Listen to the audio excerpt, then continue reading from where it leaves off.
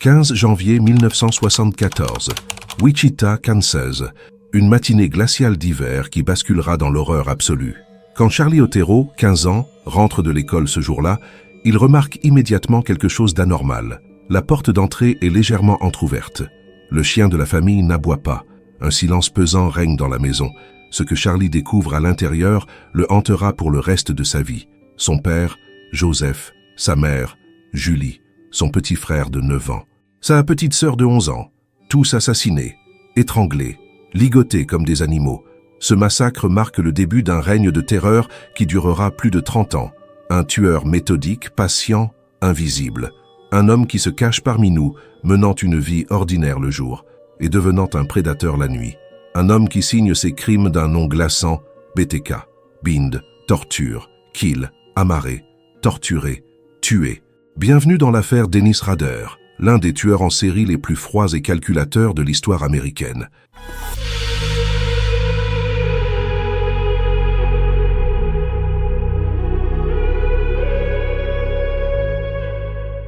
Le 15 janvier 1974, Dennis Rader a 39 ans.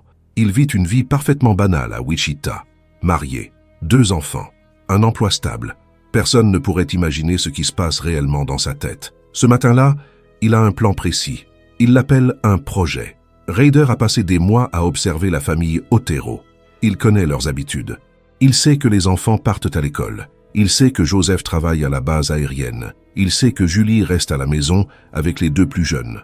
Mais ce jour-là, Joseph Otero est malade. Il reste à la maison.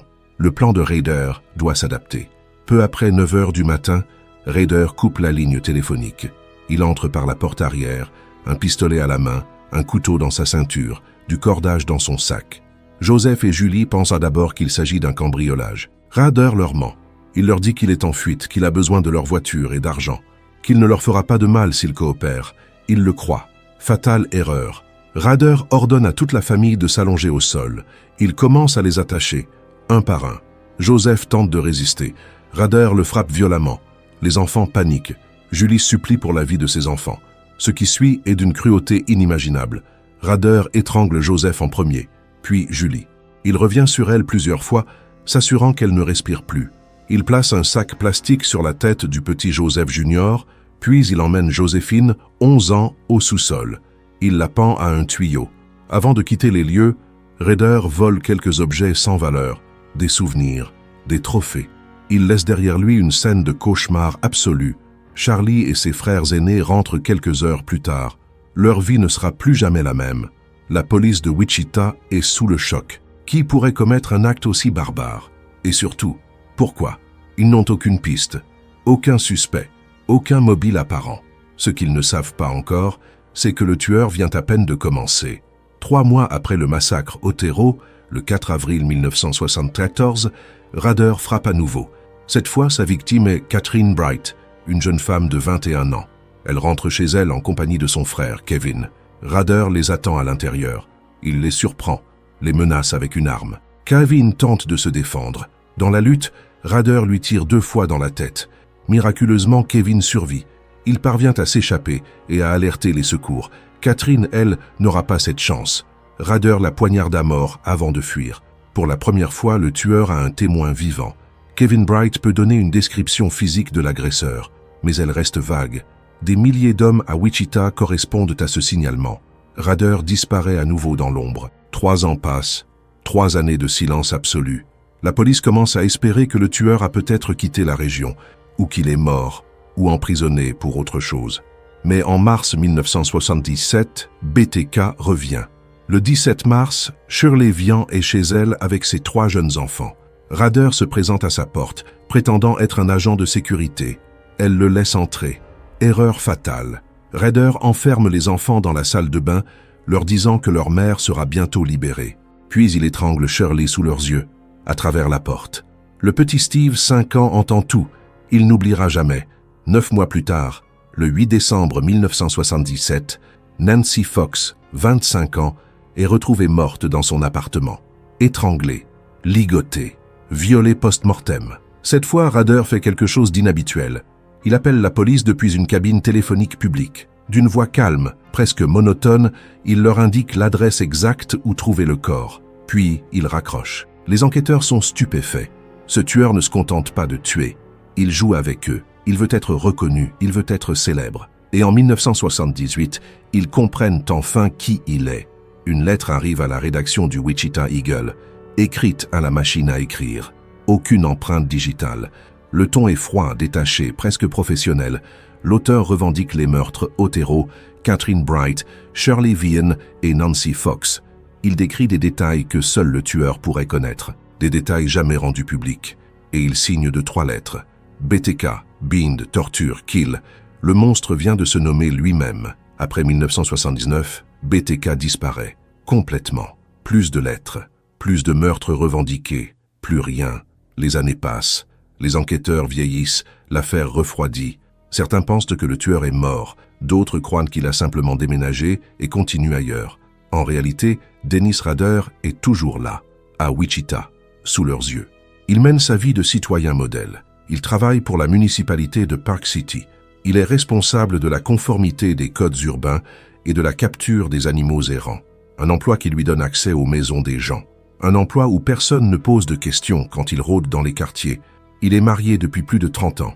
Son épouse, Paula, ne se doute de rien. Ses 2 enfants grandissent normalement.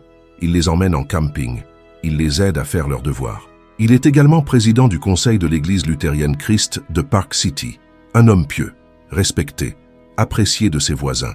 Mais derrière cette façade parfaite, Dennis Rader est toujours le même monstre. Le 27 avril 1985, il tue Maureen Hedge, sa propre voisine. Il l'étrangle, transporte son corps dans l'église où il officie et prend des photos d'elle, morte, posée comme une poupée.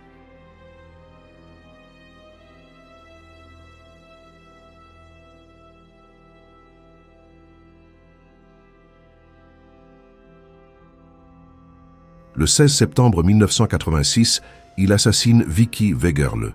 Son mari rentre quelques instants trop tard pour la sauver. Leur petit garçon est retrouvé seul, errant dans la maison. Et le 19 janvier 1991, Dolores Davis devient la 10e et dernière victime connue de BTK. Son corps est retrouvé sous un pont, en zone rurale, des mois après sa disparition. Puis à nouveau le silence. 13 ans de silence absolu. La police n'a aucun lien entre ces meurtres et les crimes BTK des années 70. Pas de lettres, pas de revendications. Juste des femmes mortes, étranglées, sans explication. Rader, lui, continue sa vie. Il prend sa retraite. Il vieillit tranquillement. Mais en 2004, tout change. Un journaliste du Wichita Eagle publie un article pour commémorer les 30 ans du massacre Otero. Il évoque l'affaire BTK. Il pose des questions. Il lance des théories. Dennis Rader lit cet article, et son ego ne peut pas supporter d'être oublié. Il décide de revenir, de rappeler au monde qu'il existe, que BTK n'est pas mort. En mars 2004, les premières lettres arrivent, puis des paquets, des enveloppes contenant des photos, des dessins macabres, des objets personnels volés aux victimes. Rader envoie une photo de Vicki Wegerle morte. Il envoie son permis de conduire, disparu depuis 1986. Il envoie des poupées représentant ses victimes, ligotées, étranglées. Il communique avec plusieurs médias locaux. Il laisse des paquets dans des lieux publics. Il défie la police. Il leur demande « Pouvez-vous me retrouver ?» Et c'est là qu'il commet l'erreur qui le perdra. En février 2005, BTK envoie un dernier paquet. Cette fois, il contient un CD. Sur ce CD, un simple fichier texte, mais surtout des métadonnées numériques. Avant d'envoyer le CD, Rader avait contacté la police via une annonce dans le journal. Il leur avait demandé « Est-ce qu'un disque peut être tracé ?» La police avait répondu « Non, c'est sûr. » Il mentait, évidemment. Les enquêteurs récupèrent le CD. Ils examinent les métadonnées du fichier. Et là, ils trouvent 2 informations cruciales. Le nom de l'utilisateur qui a créé le document, Dennis. Le nom de l'ordinateur sur lequel il a été créé, celui de l'église luthérienne Christ de Park City. Les policiers se rendent à l'église. Ils demandent qui est Dennis. On leur répond « Dennis Rader, notre président de conseil, un homme merveilleux. » Les enquêteurs creusent. Ils découvrent que Rader conduit un Jeep noir. Exactement le véhicule aperçu sur des caméras de surveillance près de plusieurs dépôts de paquets BTK.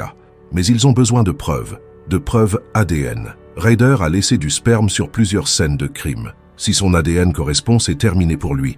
Mais comment obtenir son ADN sans éveiller ses soupçons? La police trouve une solution brillante et éthiquement discutable. Ils récupèrent un frottis médical de sa fille, stocké dans un hôpital après une intervention mineure. En comparant l'ADN de la fille avec celui retrouvé sur les victimes, ils obtiennent une correspondance familiale presque certaine. C'est lui, Dennis Rader et BTK. Le 25 février 2005, la police l'arrête près de chez lui. Il est seul dans son véhicule. Il ne résiste pas. Il ne dit rien. Quand les enquêteurs fouillent sa maison, ils trouvent une véritable chambre des horreurs. Des dessins de ses victimes, des photos de lui déguisé en femme, se mettant en scène dans des positions similaires à celles de ses victimes. Des vêtements volés, des bijoux, des permis de conduire, des coupures de journaux soigneusement classés, et des journaux intimes où Rader détaille chaque meurtre avec une précision chirurgicale. BTK est enfin capturé, après 31 ans, après 10 meurtres, après des milliers d'heures d'enquête. Mais le véritable choc pour Wichita n'est pas qu'il ait été arrêté, c'est de découvrir qui il était vraiment. Le 27 juin 2005, Dennis Rader se présente devant le tribunal. Les familles des victimes sont là. Certaines n'ont jamais pu faire leur deuil, d'autres ont attendu ce moment pendant plus de 30 ans. Rader plaide coupable. Il renonce à un procès devant jury. Il confesse 10 meurtres de premier degré. Ce qui suit glace le sang de toutes les personnes présentes dans la salle. Avec un calme troublant, presque professionnel, Rader décrit chaque meurtre. Il utilise un langage technique, détaché. Il parle de projet, de phase, de méthodologie. Il explique qu'il traquait ses victimes pendant des mois, parfois des années, qu'il les observait, qu'il apprenait leurs habitudes, qu'il attendait le bon moment. Il raconte comment il a étranglé Julie Otero, comment il est revenu pour finir le travail quand il a réalisé qu'elle respirait encore. Il décrit comment il a masturbé sur le corps de Nancy Fox après l'avoir tuée. Il évoque Marin Hedge, sa voisine, qu'il a photographiée morte dans sa propre église. Pas une once d'émotion, pas de remords, pas d'excuses. À un moment, il tente même de se comparer aux victimes, de suggérer qu'il souffrait aussi, qu'il était lui-même une victime de ses pulsions. Les familles sont horrifiées. Certaines quittent la salle en pleurs. Le juge lui inflige la peine maximale autorisée, 10 condamnations à perpétuité consécutive. Pas de possibilité de libération conditionnelle. Jamais. Dennis Rader ne pourra pas recevoir la peine de mort. Le Kansas avait aboli cette peine au moment de ses crimes. Elle n'a été rétablie qu'après. Aujourd'hui, en 2025, Dennis Rader a 77 ans. Il est incarcéré à la prison d'El Dorado Correctional Facility, au Kansas. Il continue d'écrire. Il demande régulièrement des interviews. Il veut raconter son histoire. Il veut qu'on parle de lui. Mais personne ne l'écoute plus. L'affaire BTK nous rappelle une vérité terrifiante. Les monstres ne ressemblent pas toujours à des monstres. Dennis Rader était un père, un mari, un homme d'église, un fonctionnaire respecté, un voisin serviable. Pendant plus de 30 ans, il a vécu 2 vies. Le jour, il était Dennis. La nuit, il était BTK. Et personne, absolument personne dans son entourage, n'a jamais soupçonné quoi que ce soit. Sa capture n'est pas due à une brillante enquête policière. Elle est due à son propre ego, à son besoin maladif d'être reconnu, d'être célèbre. BTK voulait qu'on se souvienne de lui. Et malheureusement, on s'en souviendra. Mais pas comme il l'espérait. On se souviendra de lui comme d'un lâche. Un prédateur qui s'attaquait aux plus faibles. Un homme qui n'a jamais eu le courage d'affronter quiconque à armes égales. Et surtout, on se souviendra des victimes. Joseph, Julie, Joseph Jr., Joséphine Otero, Catherine Bright, Shirley Vian, Nancy Fox, Marin Hedge, Vicky Wegerle, Dolores Davis. 10 vies volées, des dizaines de proches brisés, une ville entière traumatisée. BTK voulait être une légende. Il n'est qu'un fantôme d'une époque sombre que Wichita préférerait oublier. Merci de nous avoir écoutés. Si cette histoire vous a touché, n'hésitez pas à partager cet épisode. Et surtout, prenez soin de vous et de vos proches. À très bientôt pour une nouvelle affaire.